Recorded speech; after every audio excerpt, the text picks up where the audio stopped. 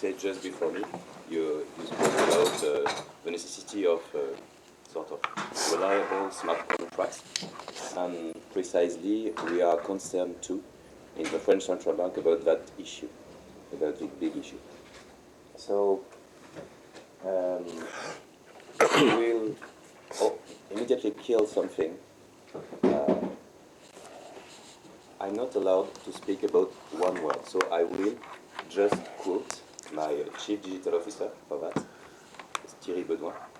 He said, he's saying this time within his presentation, one keyword: central bank digital currency.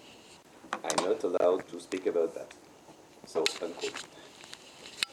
So now I will speak about the technical side and about exploring public blockchain within French central bank.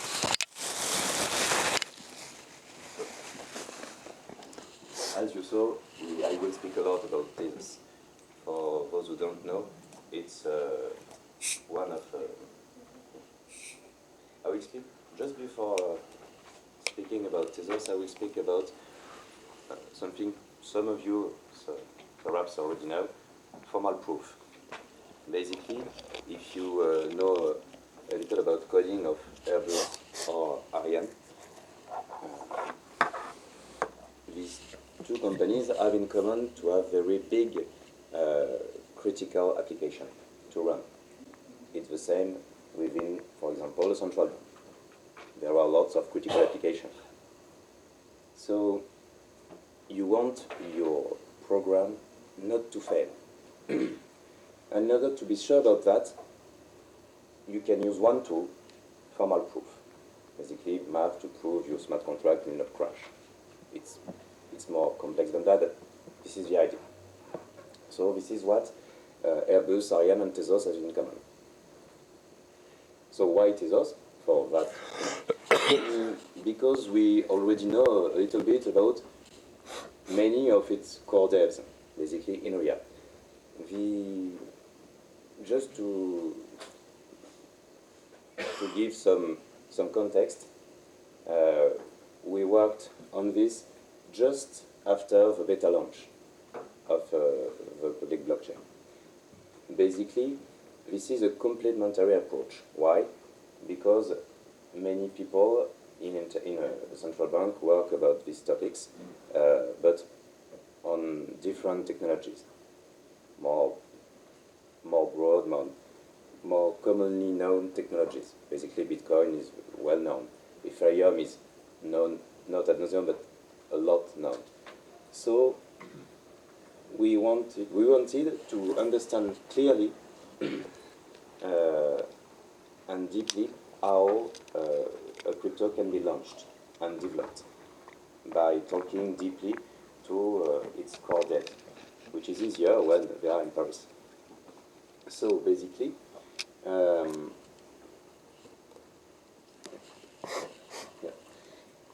three key unique features were for us very important to know. We discovered the technology last year with an event you organized, and basically some Tezos devs say to us, you know nothing about Tezos. I was interested. So basically I had a lunch with two devs, and they said to me, okay, you think we are bad? You said to us, private bank already saw that? Okay. 6 months later, we tested on 3 different platforms Tezos. Basically, we didn't work a lot about smart contracts. Why? Because as a central bank, we don't care not so much about the ecosystem. We need to dig a lot within the core. We are a platform ourselves.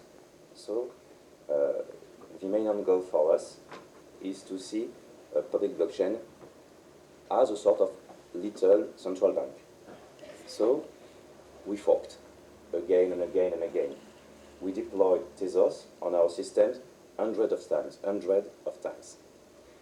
first on laptops, that was easy.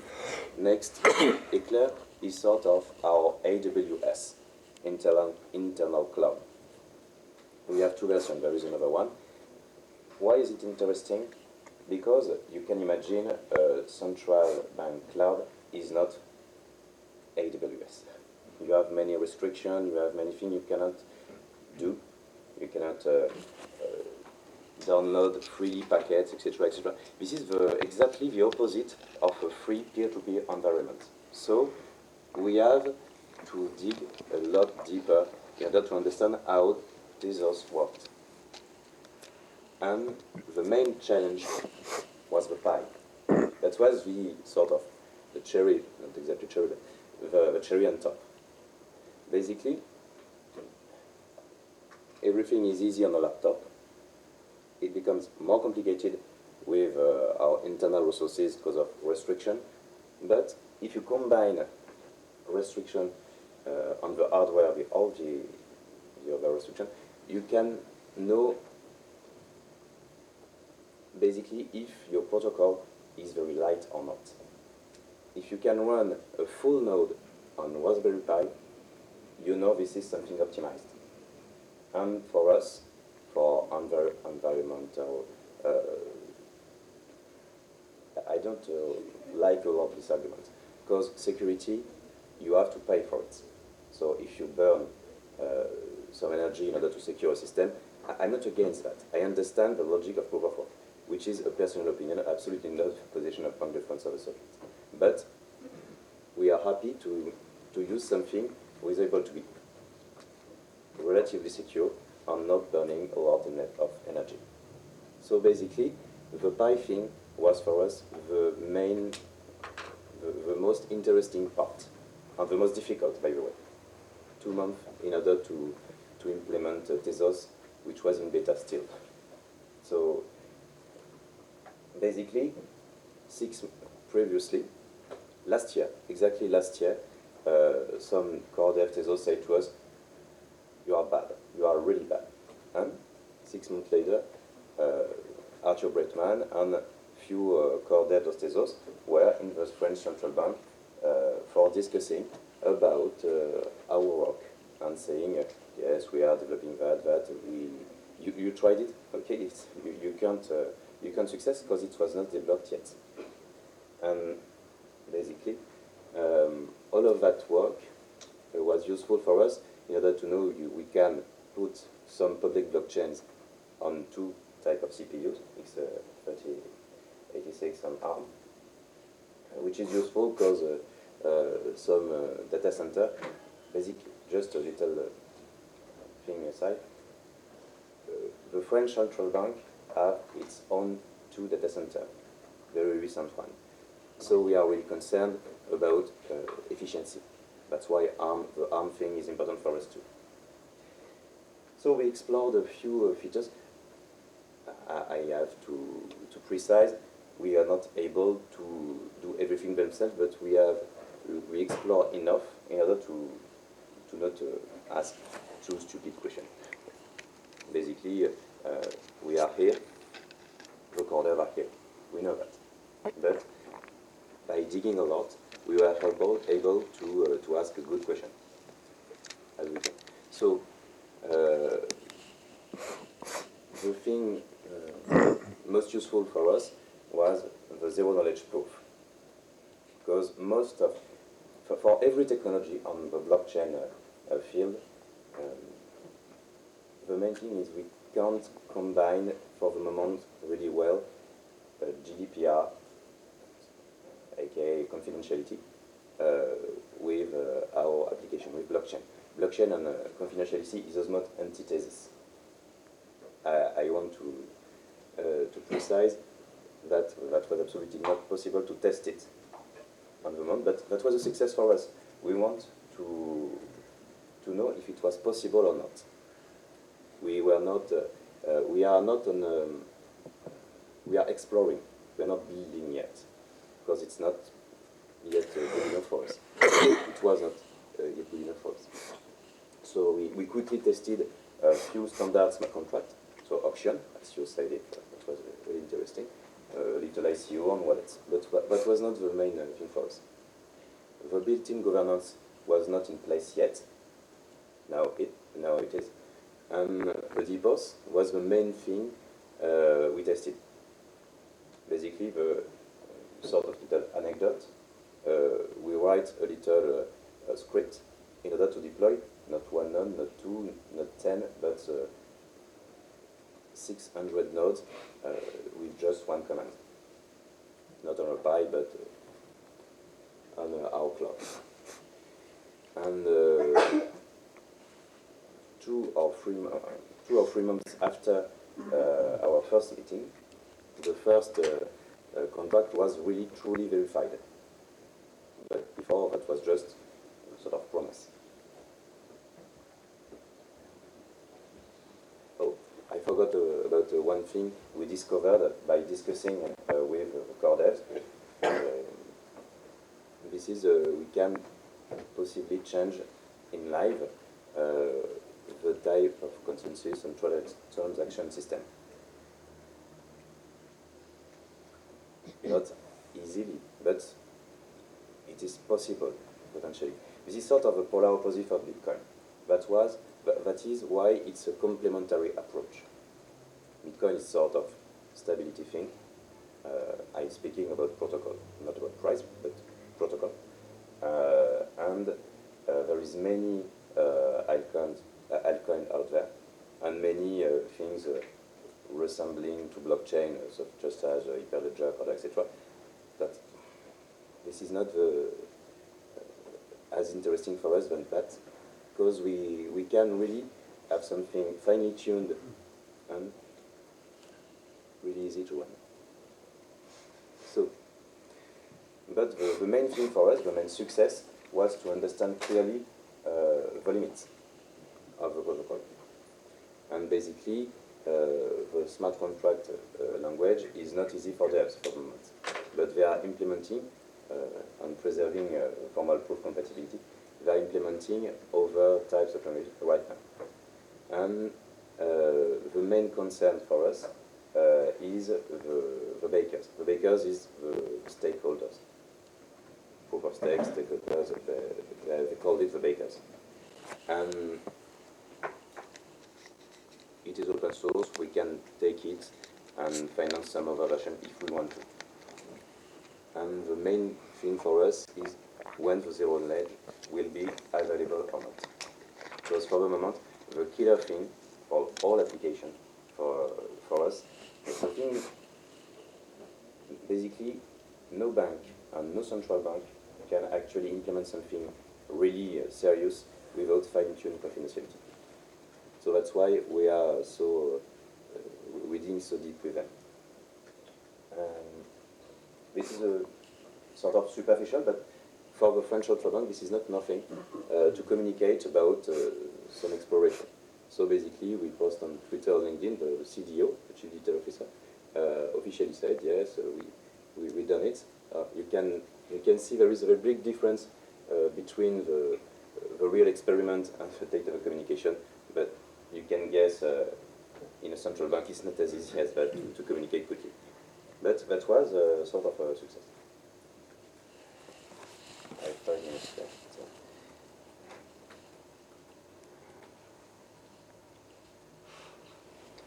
Yeah. Something which is really interesting for us is a way to have a big resilience. Today we are speaking about thousands of nodes, but if tomorrow we can have millions of nodes, it will be truly different and very complementary to industrial approach. So, such as mining of Bitcoin or very centralized systems. And basically, it's not impossible, but it's a lot of work to do. But it's possible, because the protocol is designed in a sort of way it's possible.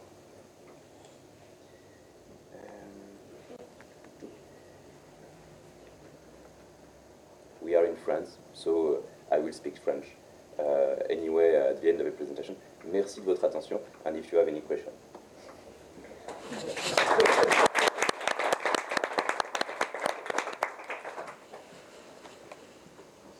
So I have one question related to the consensus core of thesis. It seems that they want to replace whatever they had before by the tender mean consensus. This is true? Yeah, this is true. So you said that actually they claimed that they can change the consensus during the execution of the protocol. I didn't knew that, but I discovered that by the way it's a possibility. It's not done. It's a possibility in the sense that you can replace one module by another. So okay. But how do you do in a distributed way? I'm not able to answer to. Okay. I asked to the Cordells. They said that to me. Okay. So I didn't saw that. I didn't see that. So they said it. So they have to change the view of the system at some point. Yeah, but in a distributed way, it's without possible. stopping the. Apparently they can. Okay, they claim that they can. They claim that they can. Yeah, that's why I say apparently. Yeah. Okay. So I'm waiting for. Yeah. But okay. this is almost the opposite of Bitcoin. This is another reason that was interesting. Okay. It's not all. This is not an endorsement, but this is very interesting to dig in. And why they moved to Tendermint?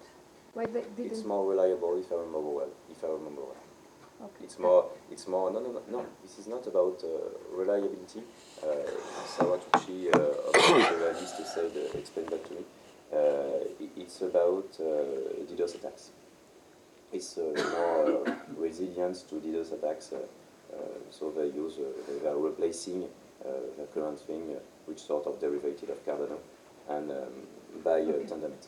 And this is precisely because it's modular and deeply thinking like that from the beginning. This is possible. You can just ask to the Ethereum community how it's possible to change consensus. But on the fly, I think that on the fly is quite. Apparently, it's.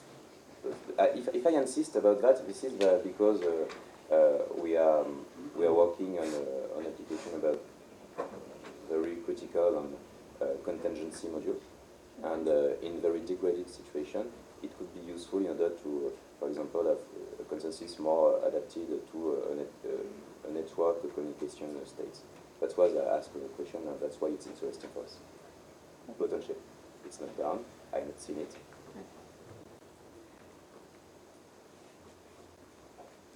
What are the new challenges for formal verification compared to being able to do always something like Spark and ADA, for example, just for smart contract? Basically,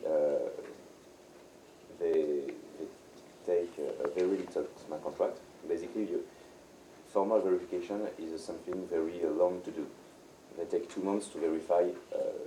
One very good guy worked during 1 or 2 months in order to formally verify some property of 30-line smart contract. So you will not check the civil code formally. It's not possible because you have to simulate different attacks, and you can you have several types of formal proof, and the thing they verified is formal proof of basically it will make only what it's supposed to do and no other thing. Which is a lot already, and it's taking a long time. But once you have done that, so basically you can write many joint smart contracts with many holes, but with this type of language. Basically, all the structure has been designed from the beginning, not only to be formal proof, but I'm not able to explain that properly, basically, because this is very advanced mathematics / information. So I'm not able to explain that properly. But basically, all the architecture was meant to make critical application from the very beginning. And not only the formal proofing. So basically, this is strong basement.